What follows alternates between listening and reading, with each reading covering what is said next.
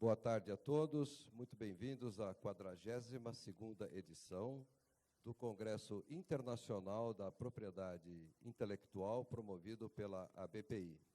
Neste painel, nós discutiremos as novas estratégias de proteção ou de manutenção de exclusividade após a decisão ocorrida no ano passado por nosso Supremo Tribunal Federal na ação direta de inconstitucionalidade número 5.529 e que acabou por excluir o parágrafo único do artigo 40, que garantia um prazo mínimo de 10 anos de vigência da patente após a concessão. Compõe comigo este debate e o painel a doutora Liane Elizabeth Caldeira Lage, à minha esquerda. Doutora Liane é graduada em Engenharia Química pela Universidade Federal de Minas Gerais, mestre e doutora em Engenharia Química pelo Programa de Engenharia Química da COP da UFRJ.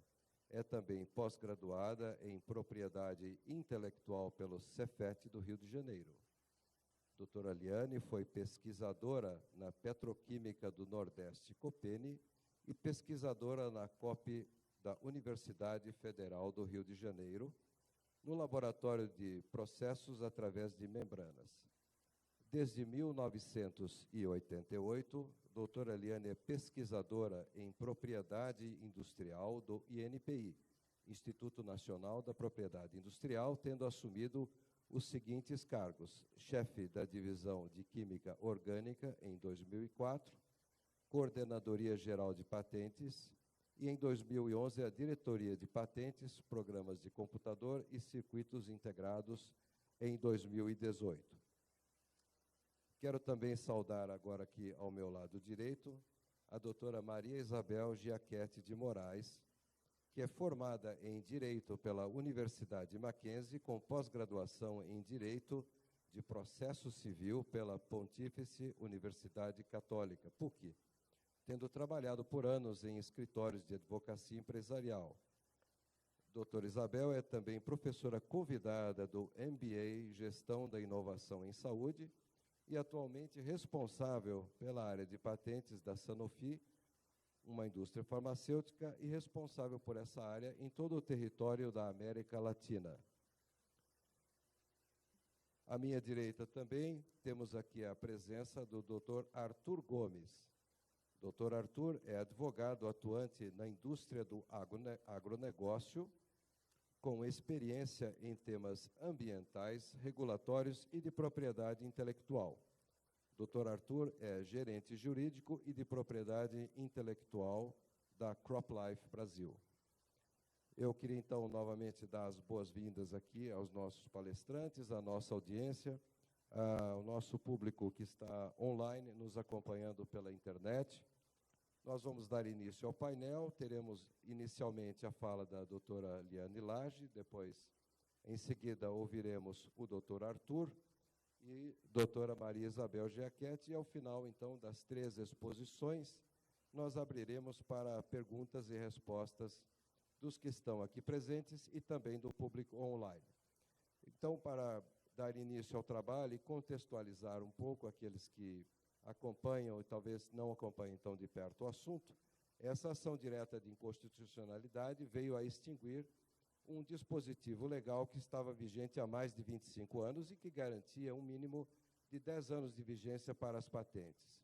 E esse dispositivo ele existia por uma razão bastante simples, porque, historicamente, o nosso INPI demorava um tempo considerável na concessão de patentes que acabavam entrando em vigência com pouquíssimo tempo restante já de vida, se contados apenas com 20 anos a partir do depósito. E, em consequência da decisão do STF, que teve um efeito modulador bastante complexo, muitas empresas se viram bastante preocupadas, para não dizer, em alguns casos, até desesperadas, com a perda de várias patentes que eram importantes para a sua receita e para a obtenção do retorno sobre o investimento naquele desenvolvimento. E o que nós discutiremos hoje são, então, 3 visões. Inicialmente, uma visão com os dados concretos e estatísticos do INPI, teremos a visão da indústria farmacêutica proporcionada aqui pela doutora Maria Isabel, e, finalmente, do agronegócio.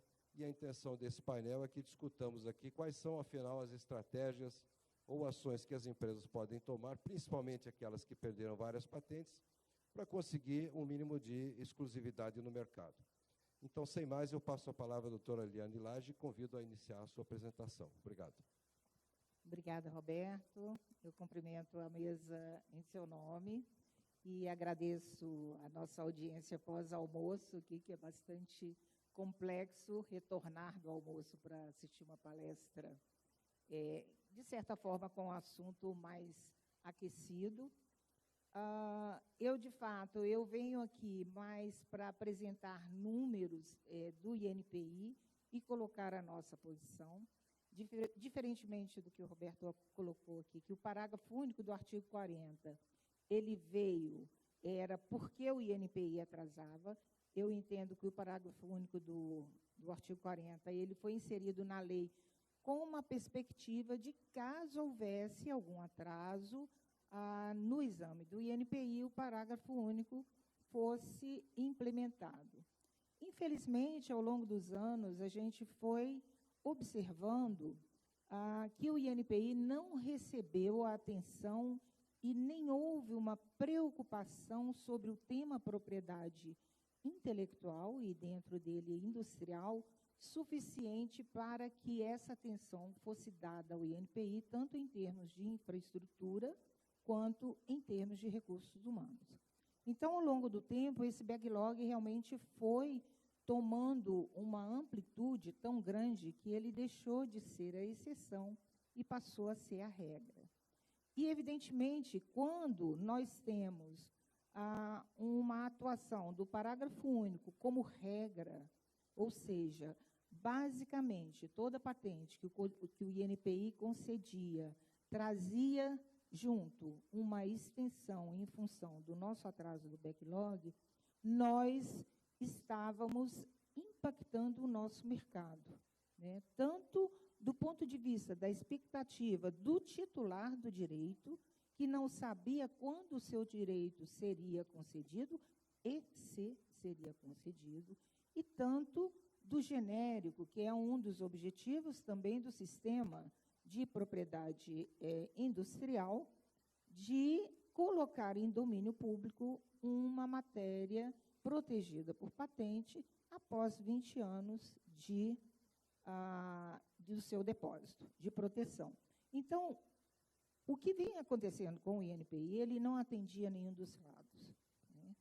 E esse processo, preocupado com esse processo, nessa última administração, a gente buscou, ainda sem infraestrutura, ainda sem a quantidade necessária de examinadores, nós buscamos algumas soluções que nos permitisse avançar no exame dessas patentes que estavam sem decisão. E começamos o combate ao backlog, que evidentemente todo mundo que está aqui acompanha o combate ao backlog e sabe o que significa esse nosso indicador, que eu gosto muito, que é o backlogômetro. E no dia 1º de agosto de 2019, nós tínhamos 349.192 pedidos de patentes sem decisão. Esse conjunto era de patentes depositadas até 2016.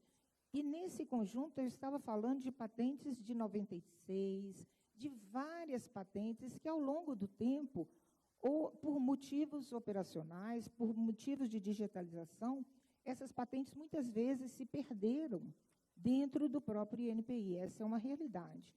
E nós resolvemos encarar esse desafio com o que nós tínhamos, porque não dava mais para esperar. Ou a gente desistia e o sistema de propriedade industrial cada vez ia ficando mais inseguro, trazendo mais polêmicas, ou a gente tentava algum tipo de alteração de procedimentos para poder tratar esse assunto. E foi o que fizemos. Como estávamos lidando com patentes, sim, examinadas na maioria dos países, essas patentes já tinham exame e busca de anterioridade em vários países. O que nós fizemos no nosso procedimento foi a premissa básica desse projeto foi o aproveitamento da busca de anterioridades já efetuadas em países parceiros. Então, o exame de patentes ele é feito tanto na busca de anterioridade, quanto no exame per si, que é avaliando a anterioridade e a matéria que está sendo reivindicada. Nesse caso, nós pulamos uma etapa para poder acelerar o exame, diminuir o esforço do trabalho.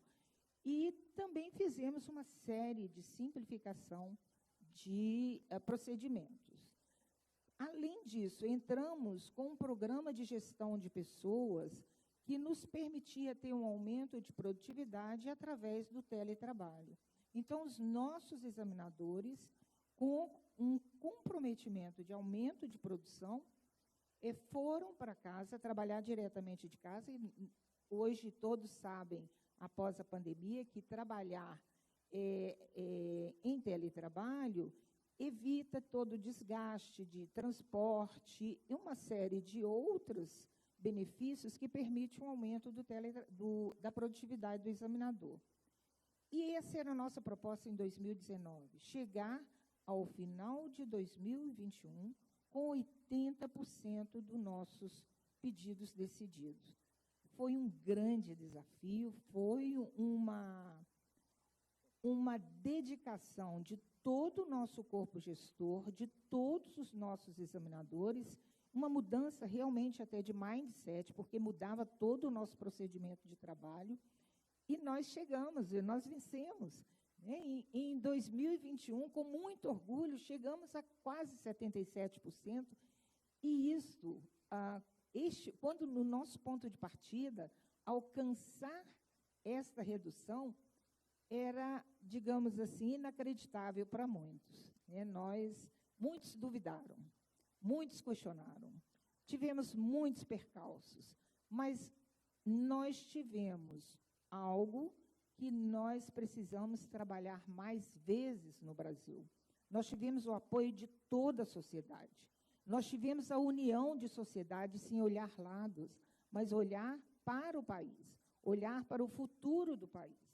E de todos os lados, quer seja a indústria de referência, quer seja a indústria de genérico, o nosso sistema judiciário, o Ministério Público, todos chegaram à conclusão de que algo tinha que ser feito, e foi feito.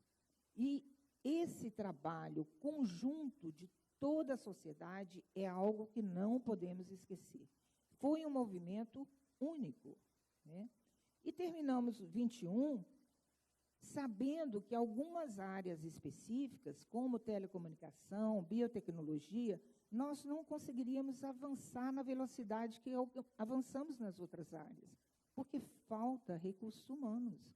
Então, nós podemos simplificar procedimentos, podemos fazer teletrabalho, mas nós precisamos de recursos humanos, que é, de fato, quem faz o exame. Então, com isso, nós não alcançamos os 80% de algumas áreas, mas continuamos trabalhando a todo vapor em todas as áreas. Algumas já estão trabalhando sem qualquer backlog, trabalhando com 2 anos a partir do pedido de exame e menos do que isso. E nessa continuidade, nós pegamos, podem começar, olha, todo aquele vermelhinho foi se transformando em verde. Tivemos, nesse projeto, uma atuação no sentido de retirar da fila de exame aqueles pedidos que estavam tão antigos que não tinha mais interesse para o próprio titular, mas que, se estivesse na fila do exame, ele seria examinado, até haver uma não manifestação. Então, o projeto teve a inteligência de fazer, utilizando o aproveitamento da busca, a inteligência de conseguir retirar da fila de exame todos os pedidos, e isso se aparece aqui nos pedidos arquivados definitivamente. Houve também uma mudança de normativa, e também temos os pedidos que foram sendo decididos pelos nossos examinadores. Né? Além do primeiro exame feito, nos arquivados definitivamente, teve aqueles que praticamente passaram por exame normal. E temos ainda, nesse amarelo, um conjunto de pedidos que continuam sendo examinados dentro do combate ao backlog, mas, além desses pedidos, nós temos examinado todas as áreas que já saíram do backlog. E temos também, e isso foi algo que o Dr. Cláudio chamou a atenção numa última palestra, nós temos os pedidos prioritários, que nós examinamos em até 8 meses. A nossa dificuldade é chegar o pedido até o examinador para ele começar o exame. Feito isso, o exame é absolutamente rápido. Então, isso é o que nós fizemos. Quando a gente, aí vou entrar na ADI, né? Quando a ADI começou, foi um movimento que começou por insatisfação, né, de parte da sociedade, e esse movimento começou em 2013, por um movimento da Abfina, que entrou com uma ação de inconstitucionalidade, por entender que a demora do INPI era prejudicial à sociedade. Que de fato era, né, prejudicial a todos. A sociedade, quando eu falo, eu não estou falando só da indústria de genérico, mas estou falando do consumidor, da indústria de referência. Só que a ação da Abfina não foi aceita, porque ela não tinha capacidade postulatória, mas, em 2016, o nosso procurador entendeu que era uma matéria de interesse público, o procurador-geral, e deu entrada novamente a uma ação. Vejam bem que até aí o backlog de patentes ele era muito grande, ele continuava muito grande. Nosso movimento interno começou em 2019, mas, em seguida, veio um cenário de Covid que mudou totalmente o olhar para o sistema de propriedade industrial, para o INPI, para a demora do INPI. Então, embora já tivéssemos iniciado um processo de tratamento, né, do backlog, não era cura, mas era um tratamento, a ADI também entrou em ação. E, no cenário da Covid, houve um pedido de tutela de urgência do Procurador-Geral que trouxe uma velocidade muito grande à ação que estava desde 2016 até 2020, num andar, talvez dentro do próprio backlog do STF, que todo mundo tem o seu, né? Isso é o nosso. Mas, com a tutela de urgência e no cenário do Covid, com questões de vacina, tudo isso trouxe uma comoção tão grande que houve, né, um movimento maior dentro do STF, culminou no que a gente chama dos impactos que trouxeram diretamente ao sistema de patente. Vejam bem que continuamos a tratar o nosso backlog. E isso foi até citado na sentença do ministro, né, do ministro Toffoli, dos nossos esforços. E entendia que os nossos esforços, embora fossem esperados e necessários, eles não eram suficientes para curar o INPI, né? Mas, assim, continuou, e essa ação ela teve uma liminar em abril de 2021, e os momentos do julgamento da ADI foram, assim, de grande participação de todos. Era quase assistir Netflix, né? Para assistir o julgamento, todo mundo estava assistindo. Porque sabíamos que seria impactante, qualquer que fosse a decisão. Então, a primeira liminar já trouxe um efeito de revogação do parágrafo, de extinção do parágrafo.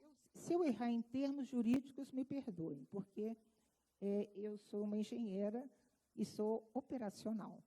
Mas, enfim, a partir de abril, me parece que 12 de abril, não podíamos mais aplicar a extensão do parágrafo único do artigo 40 para produtos, processos farmacêuticos, equipamentos médicos e da saúde. Então, aí já teve um olhar de que algo vinha a caminho. Um minuto, vou concluir. Ele queria que eu falasse mais. Agora eu falo mais, ele quer menos. Mas... Papel chato que me deram aqui. Não, tá bom. E aí, o que aconteceu? Em maio de 2021, nós tivemos a decisão final. E qual foi essa decisão final? Nós tivemos um efeito modulatório, né? E, com isso, nós passamos a ter um efeito ex-tunc para todos os pedidos de processos e produtos farmacêuticos, apenas para essa área. As outras tecnologias passaram a ter um efeito ex-nunc, e nós tivemos que aplicar a sentença, executar a sentença imediatamente, como sempre fazemos, porque nós sempre seguimos as sentenças do judiciário. A doutora Márcia está ali de olho em mim. Mas o que nós temos aqui? Logo em seguida, da dia 5.651 despachos de correção de vigências de patente, tá certo? E, ao fazer a correção, imediatamente nós tivemos 387 extinção de patentes que estavam vigentes dentro do parágrafo único do 40. E está em andamento ainda, mas estamos fazendo reconsideração de alguns casos. Mas, só para finalizar, esse foi o impacto que houve no INPI. Completando o assunto do painel, a minha opinião é discutir um novo mecanismo para cobrir qualquer atraso do INPI. Ok, ele pode até vir para uma exceção, talvez lá na frente, mas, de novo, os esforços de todos nós aqui, de toda a sociedade, é conseguir que o INPI tenha a infraestrutura necessária, tenha autonomia financeira, orçamentária, administrativa, para que nós não tenhamos que cair de novo numa situação de backlog. Então, é a contribuição que eu posso trazer aqui para a gente. Muito obrigado, Liane. Fica cada vez mais claro que mais importante que temos mecanismos de correção de prazo, que eles devem sim existir, porque a vida dessas instituições, dessas autarquias, é muito longa e muita coisa pode acontecer no caminho. Mas mais importante do que isso é termos um INPI que funcione bem, e para isso a gente precisa realmente de autonomia administrativa, econômica e financeira, né? Arthur, queria te perguntar, para o setor de agronegócio, como foi essa decisão aí na ADI 5529? Eu tenho uma missão aqui. A Life, ela é uma filha da pandemia, né? Então, acho que antes de eu comentar, eu queria só fazer uma rápida introdução de quem é a CropLife. Acho que fica mais fácil, talvez, não sei se todos conhecem. Nós representamos aqui uma parte da indústria de insumos agrícolas, né? Então, eu tenho um papel importante aqui de falar como essa ADI caiu sobre o nosso setor, como a gente atuou, enfim, como que a gente vem vivendo e esperando aí que os próximos acontecimentos eles surjam, né? Então, hoje a gente tem 55 associadas aqui na CropLife Brasil. É um desafio grande para uma associação. São empresas que desenvolvem tecnologias e soluções bastante conhecidas, como as químicas e as biotecnológicas, mas a gente também tem empresas que investem aí maciçamente no desenvolvimento de novas cultivares e de soluções biológicas, né? E aí eu queria trazer aqui, Roberto, se você me permite, uns exemplos rápidos aqui da importância da inovação e do lançamento de novas tecnologias antes de entrar na ADI. Muito rápido, né? A gente tem um estudo importante do CPEA, da USP, que diz que nas lavouras de milho, né, fazendo um recorte aqui do agro, a falta de produtos para o controle de apenas uma praga, uma lagarta específica, ela causaria uma quebra aí de aproximadamente 40% da safra de milho no país, um aumento de 13,6% nos preços do grão no mercado interno e uma perda de 1,6 bilhões de dólares de faturamento com exportação. Aí, no caso, um segundo exemplo e último, no caso da ferrugem asiática, que é a principal doença da cultura da soja hoje, a mais temida, o não tratamento resultaria numa quebra de 30% da produção e perdas de quase 12 bilhões de reais para os agricultores e de 4,5 bi para as exportações do país. E eu queria dizer isso porque justamente exemplos como esse mostram como boa parte das inovações para essas indústrias da CropLife, elas são pensadas e desenvolvidas para essa agricultura aqui dos trópicos, né, para a agricultura brasileira. Então, acho que o nosso país é um país, tem dimensões aí infindáveis, né, um campo de possibilidades de geração de valor gigantesco, e existem particularidades aqui típicas da nossa geografia que impõem uma série de desafios climáticos, pragas específicas, questões relacionadas ao solo, enfim. E aí os engenheiros agrônomos podem dizer muito melhor do que eu. E aí, quanto maior e mais complexos os problemas, maior o apetite de soluções, né? Não tenho dúvida. Então, a gente tem ótimos exemplos aí de centros de pesquisa específicos aqui no Brasil. Existe um centro de pesquisa em Piracicaba. Na Piracicaba tem sido considerado aí o Vale do Silício do agronegócio, e testemunho pessoalmente que é. Existe um centro de pesquisa chamado Spark Bio, convido a todos a conhecerem, que é um centro de pesquisa aí com investimentos previstos na ordem de 40 milhões de reais para os próximos anos, exclusivo para o desenvolvimento de novos modelos de controle biológico. Então, eu queria fazer essa introdução porque eu acho que existe um campo muito profícuo de inovação, de parcerias entre o setor público e privado, e essas inovações elas vêm dentro de um ambiente seguro e previsível, né? Acho que é isso que todo mundo aqui nesse congresso quer, enfim, seja a indústria que a gente represente. Os investimentos eles vêm com mais segurança quando existe um retorno bem assegurado, um retorno, né, com previsão. E a ADI, né, eu acho que, eu não quero discutir aqui os fundamentos jurídicos, né, do que a gente discutiu na ADI, acho que não é esse o objetivo do painel, mas ela é uma das variáveis que colocou uma insegurança muito grande para a gente quando a gente olha nos últimos anos, né? E aí eu falo do período em que eu estive aqui nesse congresso presencialmente, do período em que a CropLife nasceu, e esse congresso que a gente tem aqui hoje. Acho que o mundo de PI deu algumas voltas e a ADI é bem ilustrativa, né? Como que a gente pode avançar, né? E aí, Roberto, respondendo a sua pergunta, acho que a gente tem que ter um olhar prospectivo agora e começar a discutir um pouco, eu acho que a gente não discutiu na ADI por motivos próprios de onde ela estava sendo discutida, qual era o objeto, as limitações ali naturais daquela discussão, mas a gente precisa discutir o que é o prazo adequado que o inovador, né, que inova no Brasil, seja brasileiro, seja de fora, seja da indústria que for, ele precisa ter como um norte, né, claro de proteção para suas invenções. E aí a gente, como CropLife, a gente sempre reconhece em todos os foros, o Liane está aqui, a gente conversa. O INPI fez um excelente trabalho, existe um caminho a ser percorrido, a gente sabe das dificuldades na gestão, Liane, acho que você colocou aqui, e eu acho que todo mundo que trabalha mais de perto com o INPI sabe e reconhece isso, mas a gente precisa assegurar que a gente não ande para trás nesse caminho, né? Acho que isso é muito importante, acho que é um caminho com ótimas perspectivas, mas a gente não pode andar para trás, né? Então, acho que a CropLife tem se preocupado bastante com isso. Enfim, a gente tem buscado formas aí cada vez mais, enfim, instrumentais, né, de apoiar o INPI nessas batalhas. A gente sabe o quanto elas são importantes.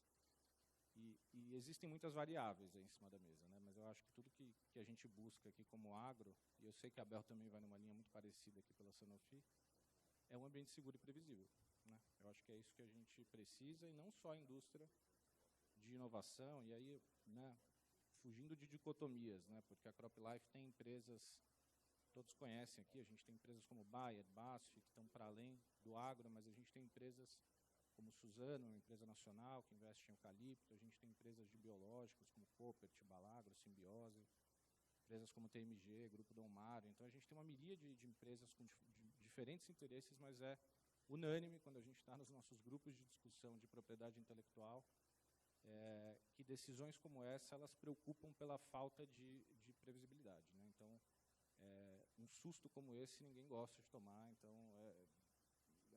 eu acho que esse é o principal ponto aí da discussão, né? Então, para além da DI, eu acho que a gente precisa pensar agora qual é o prazo razoável, adequado, e o que a gente espera.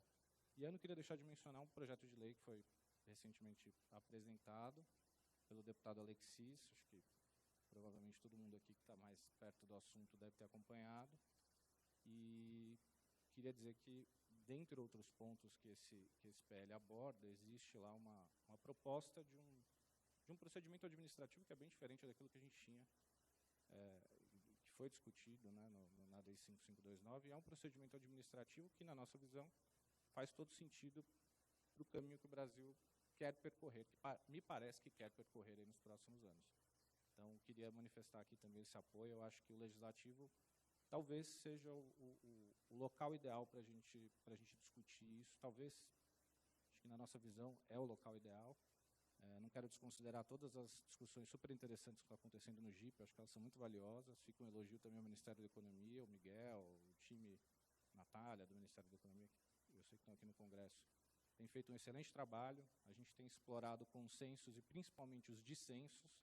Então, tem sido muito interessante todo esse processo, mas eu acho que a casa do Legislativo, um debate entre congressistas e sociedade, eu acho que é por lá que a gente vai ter que decidir qual vai ser o próximo passo aí nesse tema de compensação por atraso. Eu ia deixar esse comentário, Roberto, mas tem outros pontos aqui que eu posso comentar daqui a pouco também. Obrigado, Arthur. Muito bom ouvir a posição do setor. Eu queria, antes de passar a palavra para a Isabel, já aquecer um pouco o debate e fazer uma pergunta para a Isabel, que é da Sanofi, setor farmacêutico. Como é notório, existem hoje várias ações que são referidas como PTA ou PTA, ações para correção de prazo de patente, especialmente daquelas que tiveram perda de prazo por conta do resultado da ADI 5529, né? E eu sei que uma das atividades da Isabel é realizar os estudos de liberdade de exploração, né, também conhecidos como Freedom to Operate, antes de lançar qualquer medicamento no mercado, especialmente os genéricos. Então, a minha pergunta para a Isabel é como ficou a sua vida depois desse monte de ações judiciais de PTA para fazer os estudos de Freedom to Operate para novos lançamentos.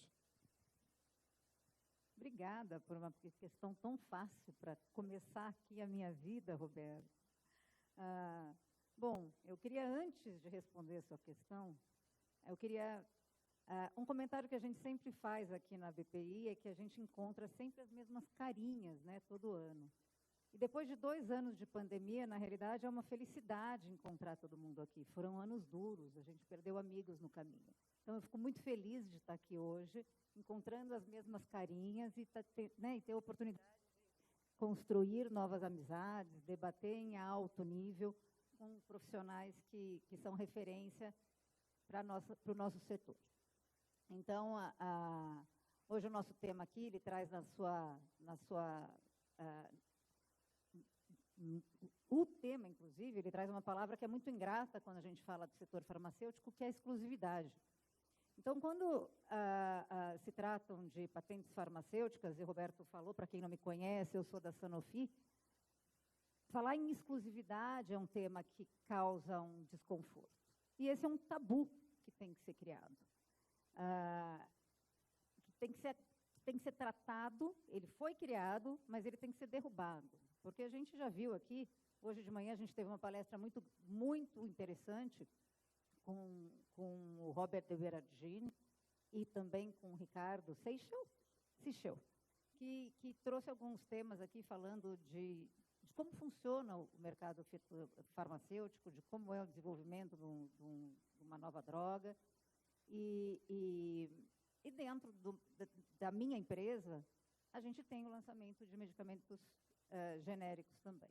Então, eu sei que uma decisão como a do ano passado, ela traz uma confusão em todas as áreas de negócio. Na realidade, ela não trouxe uma confusão só para a área de novos lançamentos, de lançamentos inovadores, né? Ela não trouxe uma confusão só para os titulares de patente, que viram o seu direito desaparecer de uma hora para outra. Ela trouxe uma dificuldade também em lançar esta quantidade de medicamentos numa velocidade rápida, para poder, né, trazer o medicamento genérico para a população, tendo em vista que de uma hora para outra as patentes foram tiveram seus prazos revistos. Como fica um FTO numa situação dessa, né, avançando na sua resposta? Não fica. É muito difícil a gente, dentro de uma empresa, fazer uma opinião de lançamento quando existem tantas variáveis. Essas ações de correção, de ajuste de prazo que foram iniciadas, e eu não ia nem entrar dentro deste debate, né, numa tentativa dos titulares em terem revistos o seu direito, elas trouxeram uma confusão absurda dentro do planejamento do lançamento de um novo medicamento genérico, quero dizer, trazer um novo medicamento ao mercado. Isso não é simples. E eu sei porque eu tenho dentro da minha empresa esse lançamento genérico. Então, dentro da empresa, a gente teve, de um lado, todo o nosso portfólio inovador de alguma forma afetado, e, de outro lado, todo o nosso lançamento de novos genéricos afetado também. Porque se havia um planejamento de lançamento do genérico para 2025, 2026, de repente, isso tudo foi adiantado de uma forma muito rápida. Mas é aí que vem a dificuldade, não é mesmo, Roberto? Porque essa quantidade de ações, elas trazem essa complexidade. São diversos juízes apreciando um mesmo assunto. Cada juiz tem um entendimento diferente. Há liminar, não há liminar, há efeito né, de uma tutela antecipada no tribunal, não há o efeito de uma tutela antecipada no tribunal. Então, existe todo tipo de cenário jurídico hoje envolvendo esse tipo de ação. Trazendo um pouquinho, né, para o tema que a gente já começou a falar desses casos, das ações judiciais de patent adjustment, é importante que a gente lembre que esse mecanismo, ele não é um mecanismo que foi criado agora aqui no Brasil. Eu ia iniciar a minha fala aqui, então eu vou encerrá-la falando sobre o INPI. Mas existem inúmeros mecanismos que o Brasil não prevê em sua legislação, mas que são mecanismos de correção, de extensão, de proteções extras em outras jurisdições. E a gente não vou traçar um paralelo do Brasil com a Finlândia, com a Dinamarca, que são países que a gente não tem nenhuma referência. Mas eu traço um paralelo do Brasil com um país como o México, que tem mecanismos de proteção extra-patentes, ou até em cima das suas próprias patentes, e é um país que concorre com o Brasil em termos de investimento. No México, a gente tem um sistema de comunicação entre o escritório de patentes e a autoridade regulatória, chamada Patent Linkage, que existem em outros países, que é a comunicação da autoridade regulatória mexicana com o escritório de patentes, em que, se houver uma patente concedida, a autoridade regulatória não concede o registro para aquele, para aquele medicamento. Então, existem outros mecanismos de proteção. Em cima do Patent Adjustment, existe também o Patent Extension, que é um outro mecanismo que existe, que não é exatamente uma extensão ligada ao escritório de patentes, ao atraso injustificado do escritório de patentes, mas é uma questão também com um atraso regulatório que existe na China, por exemplo, outro país que está competindo diretamente com o Brasil em termos de investimento. A China mudou a sua lei de propriedade intelectual o ano passado, para quê? Porque ela entendeu que, como estratégia de país, ela teria que proteger o investimento que seria feito na China, no país. Então, desde o ano passado, você conta na China com a Regulatory Data Protection, com a extensão de patentes, com a correção de patentes, e esse é o tipo de país que a gente vai competir. O Brasil tem que entender o que ele quer para si. Existe ainda outros tipos de ferramentas que podem, né, estender uma patente, continuamos não falando, né, não tem nada do zero aqui, isso já é previsto em outras legislações. A extensão por indicação pediátrica. Esses são sistemas e mecanismos que já estão postos em outros países. É isso que nós queremos? Nós queremos ser um país inovador? Nós queremos prestigiar, nós queremos possibilitar que aquele investidor tenha o retorno daquilo que foi investido no nosso território? Hoje de manhã a gente ouviu uma provocação. Essas doenças que a gente enfrenta, essas doenças modernas, elas precisam de... as farmacêuticas precisam de investimento para conseguir desenvolver as novas drogas. Então, como país, o que a gente quer? E eu falei que eu ia começar falando do INPI, então eu vou encerrar aqui para a gente ter tempo bastante para um debate. O INPI precisa do apoio de todos nós. Eles fizeram um trabalho excepcional desde 2000. Ele sempre foi, né, o trabalho do INPI sempre foi sério. Nós temos um escritório de patentes sério, que tem um dos níveis altos de exames. As nossas patentes, elas não são revistas, então, mas eles precisam do apoio financeiro que não há hoje. Então, a gente está dentro aqui de um congresso patrocinado pela BPI, que sim, entendeu que precisaria se mexer nesse sentido. Hoje há uma ação judicial, acho que vai ser, inclusive, objeto do próximo debate. Mas todos nós, como operadores do direito, como sociedade civil, eu faço parte de um setor em que a nossa associação tem trabalhado de perto. O ano passado, a gente teve uma carta aberta do setor farmacêutico em apoio ao INPI, porque é necessário que todos nós, né, a Liane falava aqui, apoiemos o INPI. Um órgão forte, um órgão fortalecido, ele faz bem para a sociedade toda como um todo. Não há um só setor, e aqui não há dicotomia nisso. Não há um único setor de qualquer indústria que não se beneficie com um órgão fortalecido, com um órgão que responde rápido, que faz um exame bem elaborado e dentro de um tempo razoável. E isso precisa continuar acontecendo. O Arthur falava, né, que nós não podemos retroagir, não podemos retroceder. Então, essa é uma preocupação clara. Nós tivemos essas novas tecnologias. Como é que a gente pode dividir esse conhecimento com os examinadores do INPI? Não é pecado falar nisso, divisão de conhecimento. Né? Podemos fazer uma série de treinamentos dessas novas tecnologias, não só podemos, como fizemos, como estamos perto do órgão. Então, hoje, eu trabalho numa indústria que é de um setor muito específico, mas eu, como advogada, eu manifesto pessoalmente o meu apoio ao trabalho do INPI. Porque é um país que pensa em inovação, ele precisa justamente, e sendo repetitiva aqui, francamente, eu estou sendo repetitiva em toda a minha fala, porque a gente está no final do nosso congresso, e o final acaba que a gente fala a mesma coisa.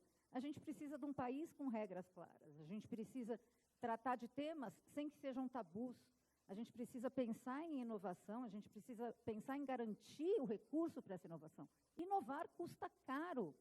É simples assim, a gente não pode ter esse estigma. Eu quero inovar, mas eu não quero gastar um tostão. Eu quero inovar, mas eu preciso dessa exclusividade para continuar inovando. E a gente tem que pensar no futuro. E o futuro do nosso país, nós não podemos continuar perdendo oportunidades. Então, eu queria, né, Roberto, dizer que na nossa vida, obviamente, ela teve um impacto muito profundo, é muito difícil explicar isso, o que aconteceu aqui no Brasil, né, uma mudança de lei, uma mudança constitucional por uma decisão judicial, que afetou setores de formas diferentes, e pensar em mecanismos e que sejam discutidos nos caminhos devidos, através de alterações legais. O país pode escolher mudar sua lei. Há uma discussão da lei de propriedade intelectual agora. O México mudou, a China mudou, qualquer país pode mudar sua lei, mas que mude pelos caminhos devidos. O que é muito ruim, realmente, é enfrentar decisões que são difíceis de explicar, e, obviamente, para a gente, né, Roberto, foi muito difícil. E é difícil até agora, porque, francamente, ora tem liminar, ora não tem liminar. Dentro de uma empresa, você lançar um produto dentro dessa insegurança nunca é o melhor caminho. Muito obrigado, Isabel.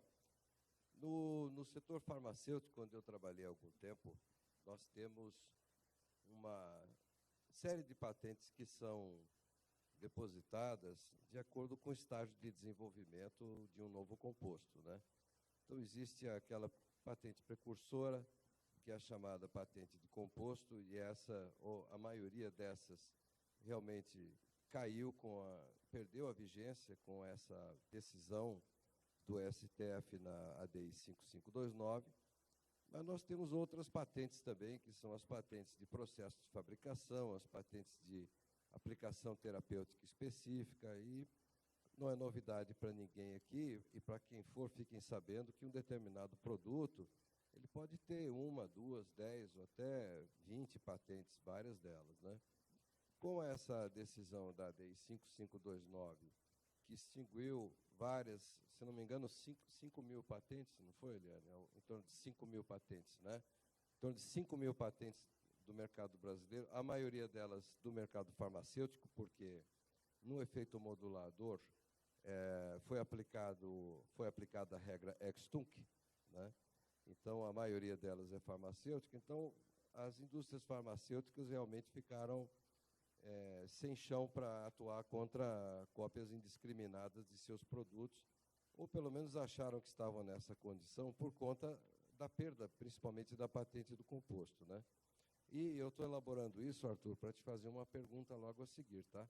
Então, estou contextualizando a farma porque eu queria ouvir o que acontece no agronegócio, o quanto ele é parecido ou até quanto é diferente do farmacêutico. Então, voltando aqui à minha elaboração de pergunta para o Arthur, bom, acabando a patente do composto, o que se pode fazer para manter a exclusividade? Bom, existem algumas estratégias que podem ser adotadas, e, aliás, esse é o tema aqui do nosso debate, novas estratégias em razão da ADI, né?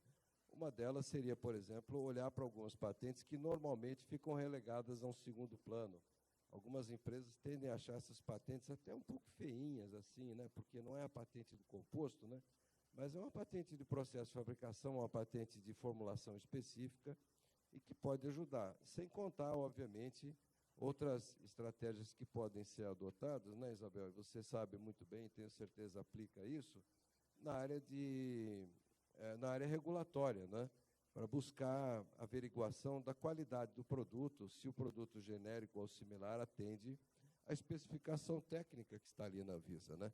O que, às vezes, é uma questão até mais importante para o judiciário do que uma questão de patente. Se você aparecer para muitos juízes no Brasil dizendo, olha, essa patente está sendo violada, o juiz vai dizer, poxa, isso é ruim. Agora, se você aparecer perante o juiz mostrando um laudo de que a qualidade do medicamento não é compatível com o regulamento da Anvisa e que pode matar a criancinha, pode ter certeza que o juiz vai sensibilizar muito mais e vai te dar uma liminar. Bom, feita essa grande contextualização, Arthur, no setor de agronegócio, existe também essa condição aí de patente de composto e dessas patentes que alguns chamam de secundária? Como é que o setor vem lidando com essa dificuldade? Vou fazer 2 comentários, um respondendo a sua pergunta e um pegando um gancho num ponto que a Abel trouxe. Então, acho que é o tema do painel, né, falando de exclusividade. Eu tinha esse comentário, né, para fazer, para conectar aqui especificamente com o título, trazendo argumento jurídico e econômico. Eu acho que jurídico é importante, talvez seja óbvio aqui para todo mundo que trabalha com propriedade intelectual, que propriedade intelectual envolve patentes, mas muitas tecnologias elas envolvem aí um pool de ativos que é muito mais amplo do que ativos só protegidos por patentes, né? Então a gente tem uma série de ativos aí que compõem as tecnologias e isso tem que ser lembrado sempre, tem que ser repetido, acho que é importante. Do ponto de vista de exclusividade, existe também um comentário, e aí, né, pensando mais do lado econômico, acho que é importante, que existe um exercício, muitas vezes, de domínio de alguns ativos que é natural do mercado, né? Então, existe uma exclusividade que é exercida por por mercados inovadores, dinâmicos. Isso acontece, isso é natural, isso é sadio, né? Então, essa concorrência, enfim, as empresas têm mais é que buscar as melhores inovações e tentar superá-las, e é isso que faz, enfim, é isso que traz prosperidade, pelo menos no que eu acredito de modelo de sociedade, conforme as regras que a gente tem. E um segundo comentário que eu queria fazer, puxando um gancho, você mencionou, existem sistemas aí de compensações regulatórias também pelo mundo, né? Então, e é muito difícil, às vezes a gente se pega em alguns debates do tipo, qual é o efetivo prejuízo que a gente tem ao perder uma proteção, né? Qual é o efetivo prejuízo que a indústria de inovação teve ao perder o parágrafo único? É difícil essa discussão. Mas existem opções que a gente pode tomar, e a gente pode olhar para outros países, a gente pode não olhar para outros países, mas existem dificuldades que já estão aí postas, que vão além das dificuldades que a gente discutiu na ADI. Eu posso falar pelo setor de defensivos, a gente tem aí estudos que apontam para uma média de 8 anos entre o momento em que um produto um dossiê regulatório de um produto é apresentado para os órgãos reguladores e até o momento em que ele é aprovado para comercialização. Então, quando a gente junta algumas questões fáticas, algumas opções que o Brasil vem tomando, existe sim um pacote aí de desestímulos à inovação. Existe um pacote de estímulos, sem dúvida. Né? Mas será que a gente não tem que rediscutir essas opções o tempo inteiro? Né? O agro continua inovando. Eu acho que posso falar aqui pelas empresas que eu represento, que são verdadeiras máquinas de inovação. É um setor aí muito dinâmico. Será que não podia inovar mais? Será que não existe um potencial represado? Acho que a gente tem que discutir isso, né? Então, opções elas têm que ser rediscutidas de tempos em tempos. E só para ser coerente, né, com minha outra fala, também existe um projeto de lei discutindo a modernização do sistema regulatório para defensivos. Está hoje em trâmite no Senado. Eu não queria deixar de mencionar isso aqui, porque é uma batalha histórica do setor e a gente acredita que muita coisa boa pode vir de uma possível aprovação. Então, Arthur, muito obrigado. Bom, eu queria então passar para a sessão de perguntas e respostas, mas não sem antes pedir a Liane que abriu o painel, que fizesse o encerramento, talvez com comentários finais aí a respeito da posição do INPI, ou alguma mensagem que você queira passar para a nossa audiência aqui presente e também para o público online, que já estamos aí com mais de 85 participantes online. Então, por favor, Liane. Eu gostaria de encerrar com a mesma fala que eu iniciei. A propriedade intelectual tem necessariamente que ter um instituto que trabalhe com eficiência. O que podemos fazer em termos internos, eu creio que fizemos muito durante esses últimos anos. Nós temos processos em Brasília para conseguir examinadores, tanto examinadores temporários, que seriam capazes de tratar esse backlog residual, como um processo em paralelo para examinadores permanentes. Isso em todas as áreas, né? Só na DIRPA nós temos 180 e poucos temporários e 90 e poucos permanentes. Então, eu acho que esse é um trabalho de todos nós. Esse não é o INPI não é o INPI. O INPI pertence à sociedade, e a sociedade somos nós. Ou todos trabalhemos para que isso ocorra, ou vamos ficar buscando sempre mecanismos para superar problemas que o próprio INPI tem. Né? Muito obrigado. Então, eu queria passar agora a palavra para a nossa plateia e também para o público online, lembrando que as perguntas podem ser enviadas pelo chat, e eu estou aqui acompanhando o envio das eventuais perguntas e passo, então, a palavra à plateia para perguntas. Oi, boa tarde. Eu sou Márcia, sou juíza federal no Rio de Janeiro, nas varas especializadas, e eu tenho duas dúvidas, né? Fiquei com duas dúvidas. A primeira, não seria contraditório a gente falar de segurança jurídica, de previsibilidade, e, ao mesmo tempo, a gente pensar em estratégias de extensão de patentes para setores específicos, né? Só alguns setores específicos vão ter essa extensão de direitos? E a segunda dúvida é sobre a questão da litigância. Também não é contraditório que as empresas queiram a previsibilidade e, na hora de pedir extensão de patentes, elas não litiguem, não acionem o judiciário especializado, que na Justiça Federal do Rio de Janeiro nós não recebemos nenhuma ação do tipo. E, inequivocamente, né, na Justiça Federal do Rio de Janeiro, nós temos um processamento muito mais célere e muito mais especializado do que nas outras regiões. É isso. Obrigada.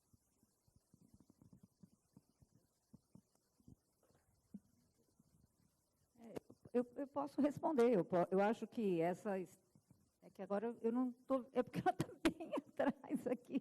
Então, não consigo olhar para a colega, porque ela está bem atrás aqui do meu...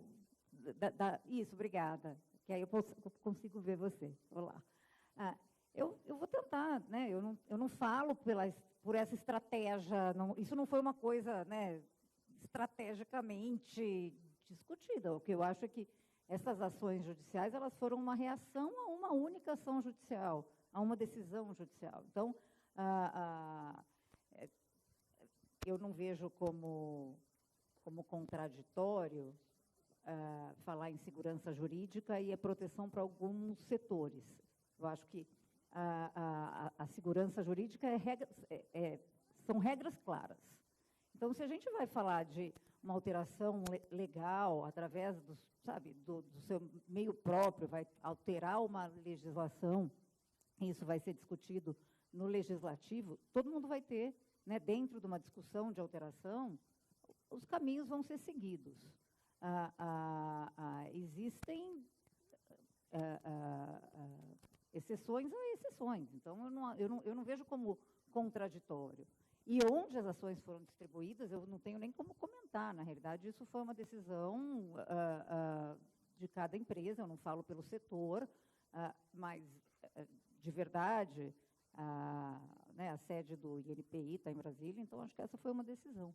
Eu não tenho muitos comentários, eu só chamei realmente, né, a discussão, porque eu não vejo como uma contradição você ter regras claras, ainda que seja para setores diferentes. Mais alguma pergunta? Eu tenho também. Em complementação ao que a doutora Márcia colocou, que eu acho muito bem colocado, porque a gente está trazendo diversidade de visão aqui, né? E acho que se a gente não tivesse todo mundo junto, não teria por que debater. Foi colocada a questão de direito comparado. Acho que a gente tem que fazer direito comparado tecnicamente, né? Tecnicamente, fazer direito comparado em direito material é muito mais cuidadoso do que até processual e procedimental. A gente aqui está falando de estratégias que não tem a ver comparar e simplesmente importar do México. Então, eu queria ouvir do painel como que entende a aplicação de direito comparado para uma questão de direito material. Porque posso falar aqui a questão até de procedimental, a gente tem tanta dificuldade, por exemplo, nulidade de patente em matéria processual, se poderia ou não em foro que não a Justiça Federal. Agora, como que a gente faz direito comparado nesse caso que vocês propuseram, né, de trazer experiência de México? Por que a gente vai comparar com o mercado e não direito em si? Essa é a minha questão técnica. Como a gente faz isso? Porque a doutora Márcia bem colocou um ponto da gente importar estratégias, né? Mas aqui a gente está falando de técnico também. E esse debate teria que ser mais amplo, inclusive com a participação do judiciário, que eu vejo. Eu acho que o debate ele sempre é mais amplo, né? A gente não tem aqui nenhuma pretensão, eu garanto que eu não tenho, em encerrar um tema que ele pode levar anos para ser discutido. De verdade, nunca foi minha pretensão, e eu vou falar em meu nome, porque fui eu que mencionei o México, porque era um exemplo. Francamente, eu poderia ter mencionado a Colômbia, que tem data protection, eu poderia ter mencionado a Taiwan. Então, foi meramente um exemplo. Eu não estou dizendo que a legislação do México é melhor que a nossa, cada legislação tem sua particularidade. Então, o que eu trouxe como exemplo é que existem mecanismos em outras jurisdições que prevêem isso, cada um dentro da sua legislação. E o que eu defendo é que haja, caso ocorra uma decisão do país em implementar algum tipo de mecanismo de proteção, que ela seja pelo caminho correto, que é uma proposta legislativa. Então, é só isso. Eu não trouxe a tecnicidade do direito comparado, não foi essa a minha pretensão. Se ficou essa a impressão, eu peço desculpas. Não, o que eu quis apontar de exemplos foram outros países que podem ser comparados à estrutura do Brasil, porque eu não mencionei Europa, não mencionei Estados Unidos, porque não cabe aqui, mas que tem uma estrutura econômica, populacional, com características semelhantes ao nosso país. E que lá isso já foi discutido dentro da sua legislação. Então, é só isso. Obrigado pela pergunta. Obrigado, Isabel. Uma última pergunta aqui online, que nós já estamos com o tempo estourado. A pergunta é para Liane Lage. A pergunta é a seguinte: existe algum movimento no sentido de decidir os casos que estão em fase de recurso no INPI? Se não há previsão, isso não seria a criação de uma segunda fila de backlog? A pergunta foi feita por Fábio de Araújo Ottoni Ferreira. Olha, o INPI é um só. Nós temos primeira instância, segunda instância, temos um cobertor curto. Quem vai para a segunda instância é o examinador da primeira instância, que já tem um treinamento. Para que a gente possa fazer esse deslocamento, nós precisamos de entrada de novos examinadores na primeira instância. Mas isso não significa que não estejamos trabalhando para também resolver a segunda instância. Estamos, sim, buscando, dentro das nossas condições, mudanças de procedimentos, trabalhos conjuntos da primeira instância e da segunda instância, e a gente já tem conseguido começar a avançar. Então, ainda que demore um pouco mais para conseguirmos novos examinadores, o INPI está se esforçando e vai, sim, conseguir caminhar também com a segunda instância. Muito obrigado. E assim encerramos nosso painel. Novamente, meus agradecimentos à doutora Liane Lage, doutora Maria Isabel Jaquete, doutor Arthur Gomes, a quem eu peço a todos aqui uma salva de palmas.